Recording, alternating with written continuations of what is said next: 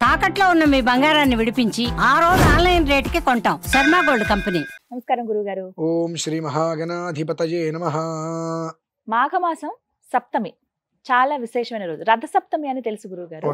ఆ రోజు ఇంకా ప్రత్యేకమైన పూజలు చేయొచ్చు అని విన్నాను. మరి మీ మాటల్లో తెలియచేయండి. హరాం హరీం హ్రూం హ్రైం హ్రౌం హ్రః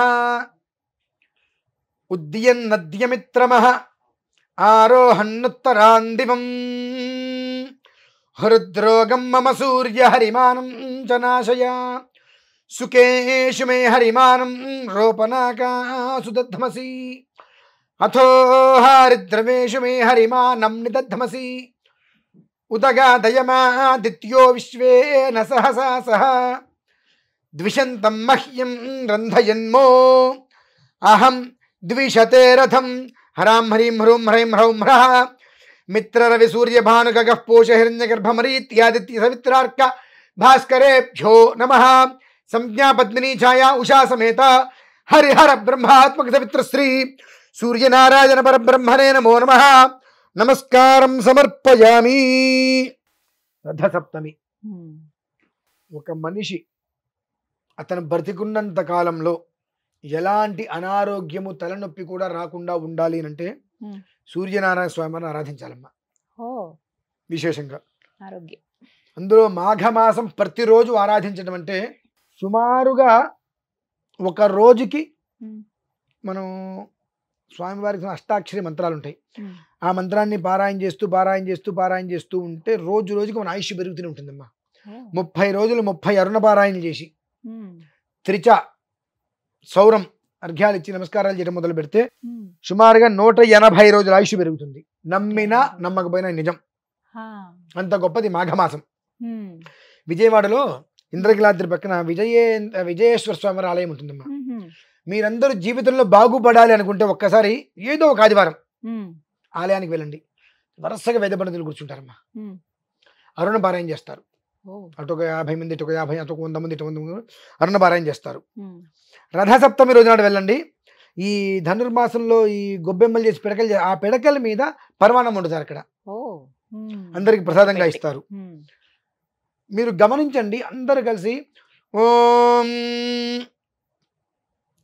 భద్రం గృహ్ణేభిస్తృణయామ దేవా అంటూ మొదలు పెడతారు ఏకకంఠంతో. సగం వరకు రాగానేమ్మా ఒక క్షణం, ఒక 45 సెకండ్లు, 50 లేదా 1-1.5 నిమిషం అందరూ మౌనంగా ఉంటారు.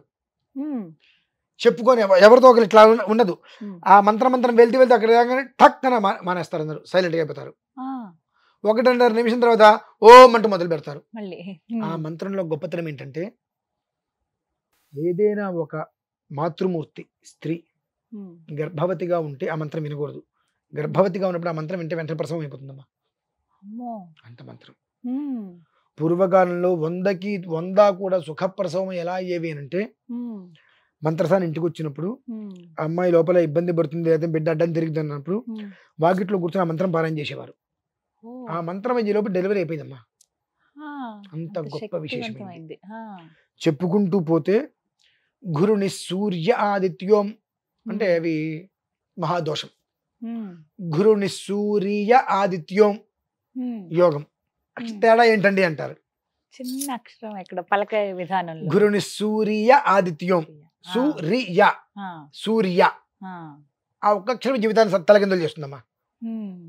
అంటే ఆ 8 అక్షరాలు మేము ప్రతినిత్యం చేసుకుంటూ ఉంటాం.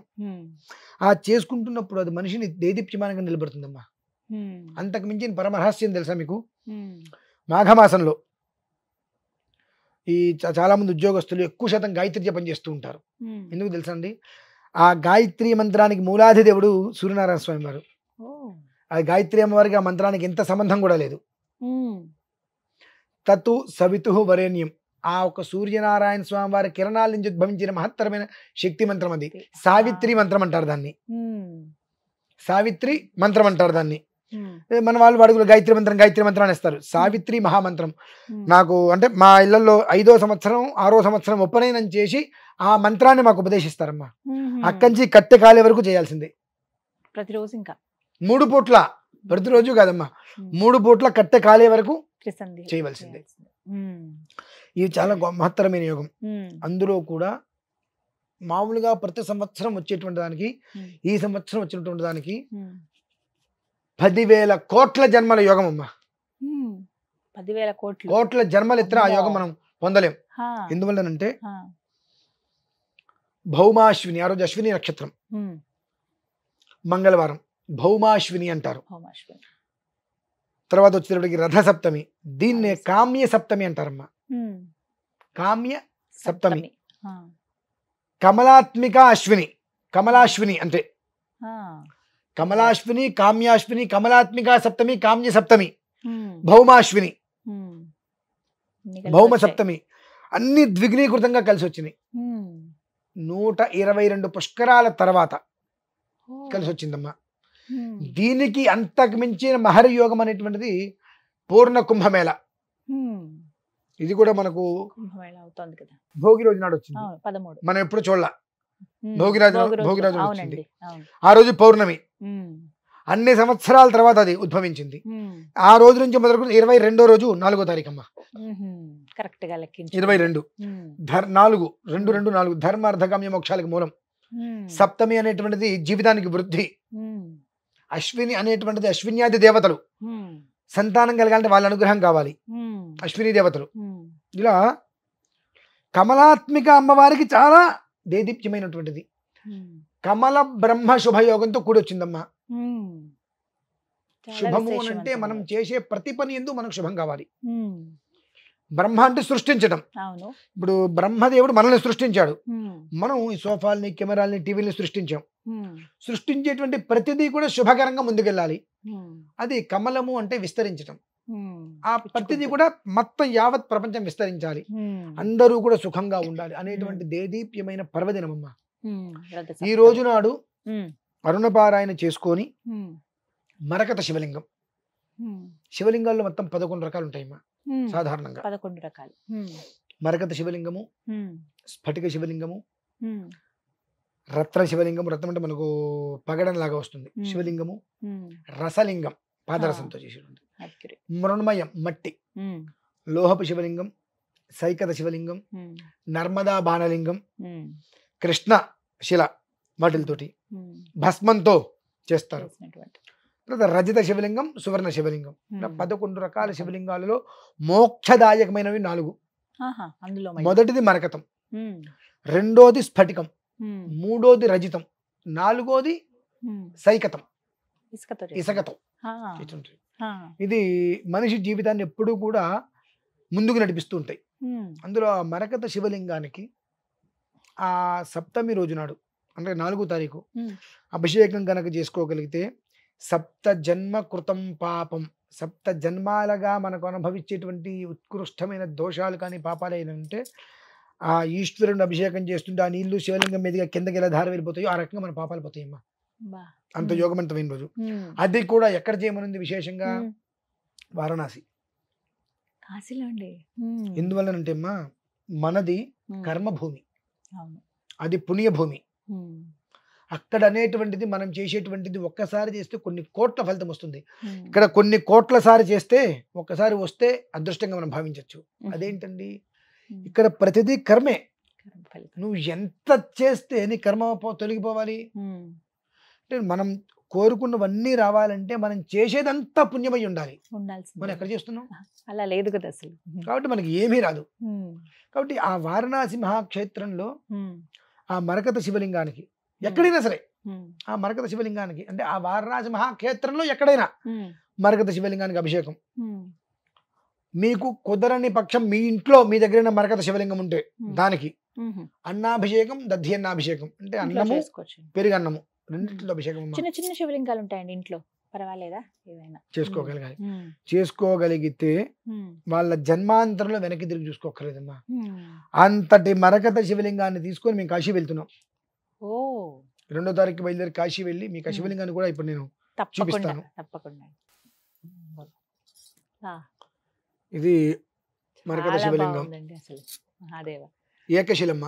పూర్తిగా ఏకశిలతో ఆ. ఉన్నది. ఆ. ఆ మరకతాన్ని తీసుకొని మ్మ్. ఇన్ని కిలోలు అని చెప్పి తీసుకొని దాన్ని మిషన్ మీదుగా కాకుండా మ్మ్. హ్యాండ్ తోటి చెక్కించారు. ఆ, మొత్తం ఇప్పుడంతా కూడా ఆ ఏకశిల. ఏకశిలేనమ్మ. ఆ, అసలు ఎంత ఒకసారి అందంగా ఉందండి. స్టోన్ దెబ్బతింది, మళ్ళీ మ్మ్. మళ్ళీ స్టోన్ తెప్పించాము.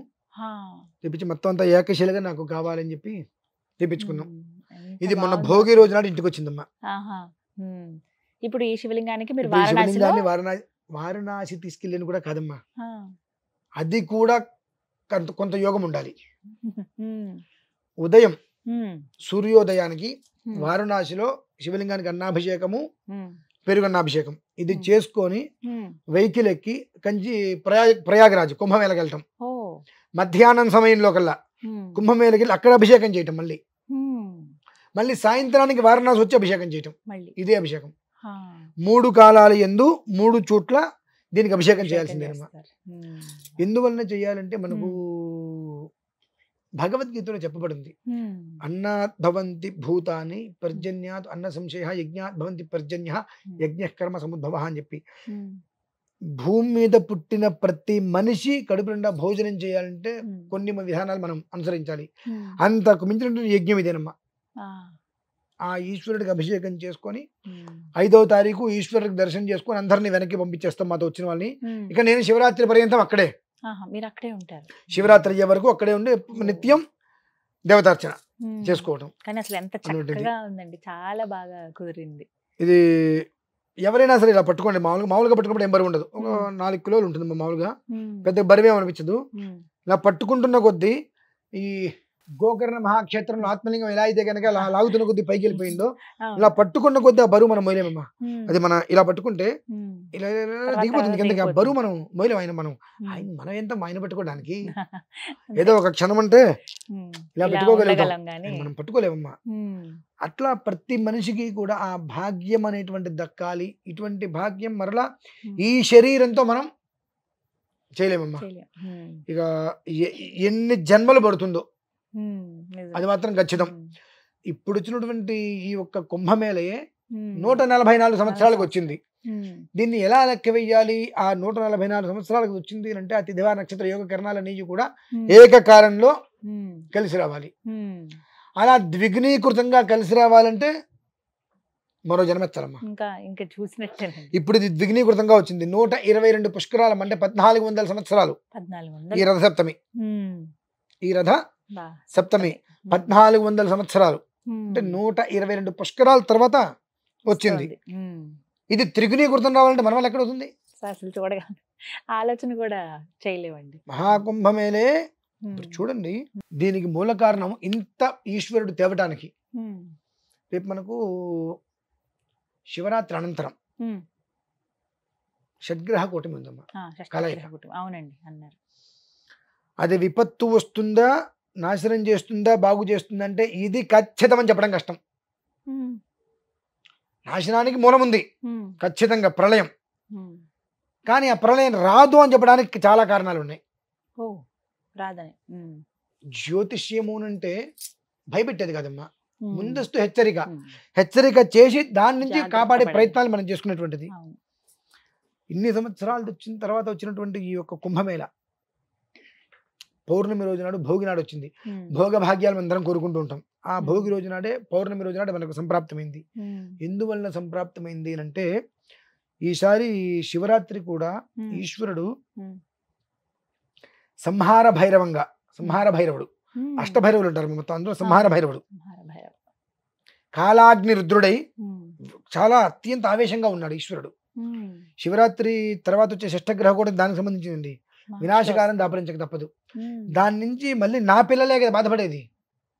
వాళ్ళకి ఎట్టాగో జ్ఞానం లేకపోవచ్చు, జగత పితరౌ వందే పార్వతీ పరమేశ్వరు అందరూ నా పిల్లలు అని చెప్పి ఎదుటి మనిషిని హింసించకుండా వాళ్ళు ఎట్లాగో ఉండరు, వాళ్ళకి జ్ఞానం లేదు కదా నాకు జ్ఞానం లేకుండా ఉంటుంది అని చెప్పి వేల సంవత్సరాల క్రితమే పునరుత్పత్తి అనేటువంటిది కొన్ని విషయాల్లో ఉండాలి, కొన్ని విషయాల్లో ఎవరికి ఇబ్బంది పడకూడదని చెప్పి కుంభమేళ లాంటివి తీసుకొచ్చి కోట్లాది మంది రుద్రులే. ఇప్పుడు అక్కడికి వచ్చిన వాళ్ళందరూ రుద్రులే కదమ్మా. మీరు గమనించారో లేదో, మీరు ఎవరన్నా వస్తారంటే నేనున్న 2 రోజుల్లో మీకు చూపిస్తా, అక్కడ గంగలోంచి ఇలా వస్తూ మాయమైపోతారు, కనిపించరండి. ఇంకా అంతమంది ఇప్పుడు కొన్ని కోట్ల మంది వచ్చారు రోడ్డు మీద, మనకి ఎక్కడ కనిపించారు కదా, ఎక్కడున్నారు వాళ్ళు? వారందరికీ ఇది ఇంత మహా కుంభమేళని ఎవరు తెలుసు? అందుకని పంచాంగాలు ఉన్నాయా? వస్తారు కదండి. నిజం, ఇదైతే అద్భుతమే. మన సనాతనంలో మాత్రమే ఉన్న తత్వం ఇది. ఎక్కడెక్కడ మనకు కనిపించరు కూడా కనిపించరు. అంతమంది ఎక్కడి నుంచి వచ్చారు? మొత్తం ఈ స్టేట్ సెంట్రల్ గవర్నమెంట్ని రైలు మొత్తం తీయమండి, ఎవరు ఉండరు మ్యాక్సిమం. అందరూ కూడా వాయు రూపంలో మనోవేగంతో వచ్చేస్తారు. ఎలా వచ్చారో కూడా తెలియదు. ఆ వచ్చిన వాళ్ళు అలా వెళ్ళిపోతుంటారు. మళ్ళీ చివరికి చూడండి ఎలా వచ్చారో అలానే మొత్తం శూన్యం ఏమి ఉండదు. అంతమంది రుద్రులు ఏకులు ఎక్కడికి వచ్చి ఏకకాలంగా ఏకకంఠంతో రుద్ర నమశివాయ నమశివాయ నమశివాయ హర హర మహాదేవ్ అనుకుంటూ ఆయన నామస్మరణ ఆయనే చేసుకుంటున్నాడు అక్కడ. హరహ అంటే చాలు ఎన్నో రకాల దోషాలు పోతాయి. అటువంటిది ఈ గ్రహకూటమి ఒక లెక్క. అందుకని ముందుగా ఇలా రావడం ప్రణాళికలో తీసుకొచ్చాడు. అదే క్రమంలోనే కమల బ్రహ్మ శుభయోగం. కమలము అంటే విస్తరించడం, బ్రహ్మము అంటే సృష్టించడం. ఆ సృష్టించినటువంటి పదార్థం ఏదైనప్పటికీ కూడా శుభకరంగా అందరికీ యోగించటం, అది ప్రపంచం మొత్తం విస్తరించడం ఆ యోగంలో వస్తుందమ్మా. కాబట్టి ఆ యోగం సర్వజనులకి అందాలన్న ఉద్దేశంతో ఇక్కడ చేసే విధానాన్ని అనుసరిస్తూ ఆ రోజు నాడుకు వెళ్ళి, నేను వెళ్తే ఫ్లైట్లో కానీ లేదా కారులో కానీ వెళ్ళిపోయి ఇక్కడి నుంచి మొత్తం తీసుకొని అక్కడ ఆరాధన చేయడం. వారణాసిలో ఆరాధన జరుగుతుంది. అదే రోజు మధ్యాహ్నం కుంభమేళలో ఆరాధన, అదే రోజు సాయంత్రం మళ్ళీ కాశీ. ఎన్నో తారీఖు వచ్చింది గురువు? 4వ తారీఖు. 4 సప్తమి. ఆ రోజునే చాలా విశేషవంతమైన రోజు అండి. మామూలు విశేషం అయితే కాదమ్మా అది. పాల్గొనొచ్చా అండి ఎవరైనా? ఇబ్బంది లేదు. మాతో పాటు వస్తానంటే మేము తీసుకెళ్తాం, లేదు ముందే వచ్చేసి అక్కడ ఉంటాము అంటే అక్కడ ఉండవచ్చు. ఎవరెక్కడున్నా 3వ తారీఖు రాత్రికి మాకు అందుబాటులోకి వస్తే 4వ తారీఖు ఉదయం వారి స్వహస్తాలతో అభిషేకం చేయొచ్చమ్మా. ఆ ఒక్క అవకాశం కాశీలో ఉంటుంది. మరలా ఇక్కడికి వచ్చిందే ఆ భాగ్యం ఉండదు. చేసుకోవచ్చు, ఇక్కడ చేసుకోవచ్చు, మరలా మాతో పాటు అక్కడికి వచ్చి కుంభమేళాలో కూడా చేసుకోవచ్చు, మరలా మళ్ళీ కాశీ వచ్చి చేసుకోవచ్చు. వచ్చేటువంటి వాళ్ళకి 5వ తారీఖు స్వామివారి యొక్క దర్శనాన్ని దగ్గరుండి ఇప్పించి, ఎవరిని విశ్వేశ్వర స్వామి వారి దర్శనం దగ్గరుండి ఇప్పించి, అన్నపూర్ణ అమ్మవారి దర్శనాన్ని ఇప్పించి మళ్ళీ తీసుకురావడం జరుగుతుందమ్మా. అంటే తీసుకురావడం వాళ్ళందరూ మళ్ళీ పంపించడం జరుగుతుంది. నేను శివరాత్రి అయ్యే వరకు అక్కడే స్థిరంగా ఉండి శివరాత్రికి రుద్రయాగాన్ని పూర్తి చేసుకొని నేను రావడం జరుగుతుందమ్మా. చాలా అద్భుతమైన విశేషం. ఈ కలవు అంటే కలియుగం, ఈ ఒక్క శరీరంతో మాత్రం అటువంటి పుణ్య దినాన్ని మనం చూడలేం. అంటే మళ్ళీ ఎప్పటికి రావాలంటే మళ్ళీ 122 పుష్కరాలంటే కూడా కష్టంగానే ఉంది గురుగారు. మనకు తర్వాత 10 తరాలు 15 తరాలు దాడుతుంది. మనం ఎక్కడ అసలు అప్పటికి ఎలా ఉంటాం, మనం చేసుకునే పుణ్యం మాత్రం వాళ్ళకి అందుతుందండి. మన తర్వాత తరాలు వాళ్ళకి ఆ పుణ్యం వాళ్ళకి ఇవ్వగలిగితే వాళ్ళు ఆనందంగానే ఉంటారు. అదమ్మా పరిస్థితి. ధన్యవాదాలు.